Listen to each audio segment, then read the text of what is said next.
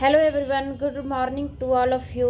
आज हम लोग क्लास 12 पेपर 2 को पढ़ेंगे। पेपर 2 में भी पाठ नंबर 2 पढ़ेंगे, जिसका टॉपिक है एक दल के प्रभुत्व का दौर। एक दल, दो दल या बहुदलीय किसे कहते हैं? दल किसे कहता है? पार्टी किसे कहते हैं? जो हम लोग राजनीति में देखते हैं, पार्टी है Congress party, Bhajpa party, JDU party, ये सब पार्टी है। तो कहता है कि एक दल यानी जितने सारे पार्टी का नाम जानते हैं उसमें से कोई एक पार्टी के प्रभुत्व का दौर कहता है कि उस दौर को बताइए जिस दौर में सिर्फ एक ही पार्टी का प्रभुत्व था। ठीक, तो एक ही पार्टी का प्रभुत्व तो हमारे देश में आज़ादी के बाद तो कांग्रेस का ही था।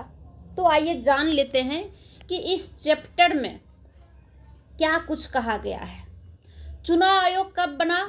ये क्वेश्चन है 1950 में। और प्रथम चुनाव आयुक्त कौन थे? सुकुमार सेन। यानी जो ये चुनाव से संबंधित भी है, चुनाव जो कराते हैं उसमें 3 मेंबर्स होते हैं, जिसमें कि 2 मेंबर्स होते हैं और एक अध्यक्ष होता है। तो जो प्रथम उसको कहा जाता है चुनाव आयुक्त, इलेक्शन कमिश्नर। तो इलेक्शन कमिश्नर एक होते हैं और इलेक्शन कमिश्नर के 2 सदस्य होते हैं, यानी 2 मेंबर्स होते हैं। कुल 3 मेंबर्स होते हैं। तो जो पहला चुनाव आयुक्त थे, जो इलेक्शन कमिश्नर थे, वो सुकुमार सेन थे। ठीक, आइए जानते हैं कुछ स्मरणीय बिंदु को। ठीक है, क्या रह गया है स्मरणीय बिंदु में? कि भारतीय नेताओं की स्वतंत्रता आंदोलन के समय से ही लोकतंत्र में गहरी आस्था थी। इसीलिए भारत ने स्वतंत्रता के बाद लोकतंत्र का मार्ग अपनाया, जबकि लगभग उसी समय स्वतंत्र हुए कई देश अलोकतांत्रिक शासन व्यवस्था कायम हुई। ठीक, फिर है कि 26 जनवरी 1950 को संविधान लागू होने के समय देश में अंतरिम सरकार थी। देश में क्या थी? अंतरिम सरकार। अंतरिम सरकार मीन्स कि जो बना ही नहीं था। हमारा देश जब आज़ाद हुआ, आज़ाद होने से पहले एक अंतरिम सरकार बनाया गया था। अब संविधान के अनुसार नई सरकार के लिए चुनाव करवाने थे। संविधान बन गया, ठीक है, देश आज़ाद हुआ 1947 में और 26 जनवरी 1950 को संविधान लागू हो जाता है।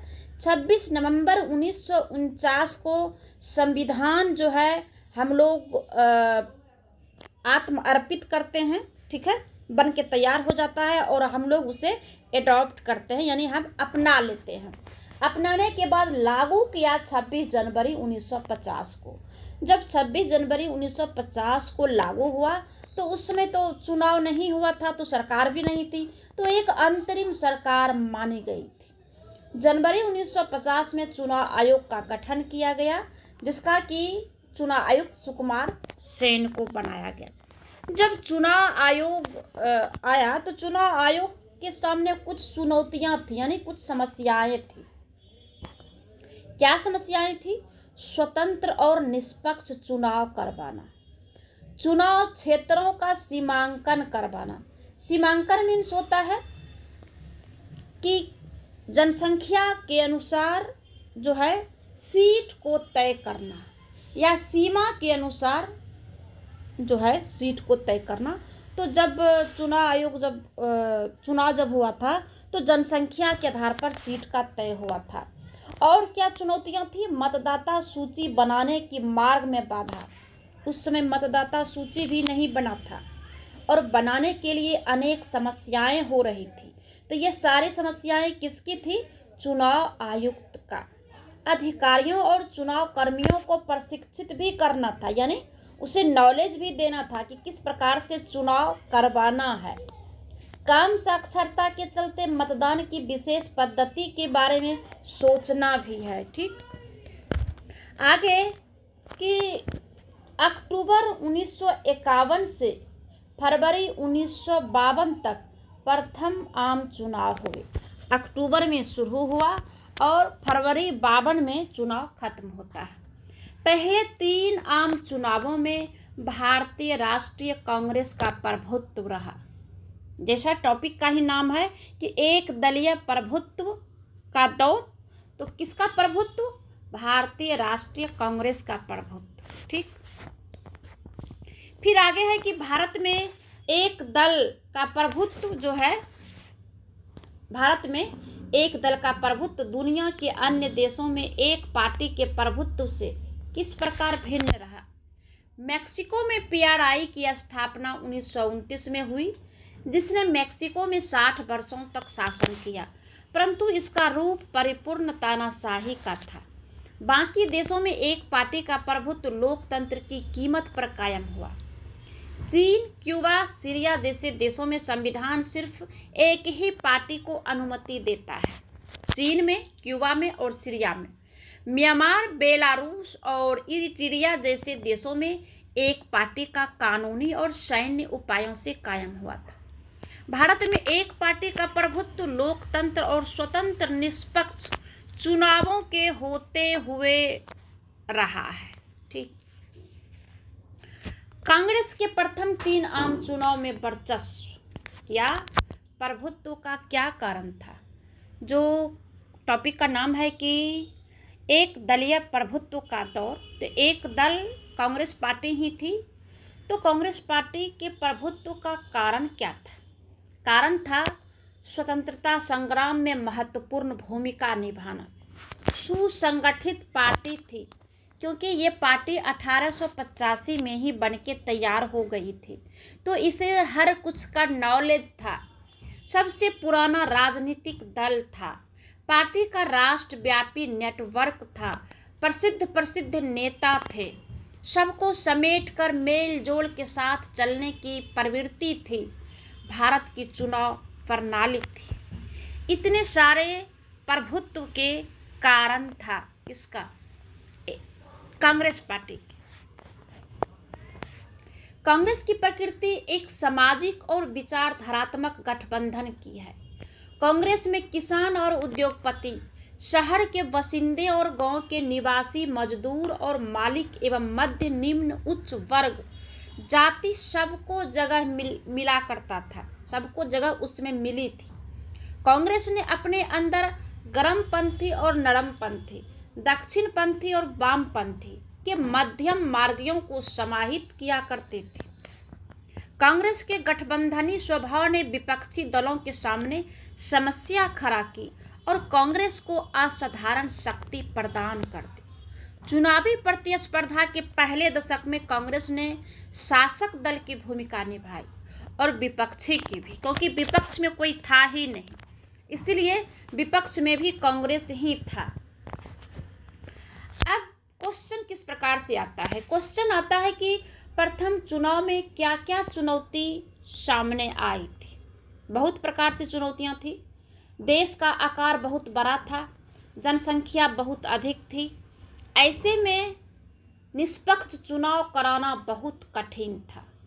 चुनाव क्षेत्र का सीमांकन नहीं था, जो कि कराना भी जरूरी था। मतदाता सूची बनानी भी थी, बना हुआ नहीं था। जब वह पहली मतदाता सूची आई तो उसमें 40 लाख महिलाओं के नाम दर्ज होने से रह गए थे। दोबारा सूची बनाना आसान काम नहीं था, क्योंकि पैसे भी बहुत खर्चा होता था। मतदाता कितना? 17 करोड़ था। विधायक 3200, लोकसभा सांसद 489।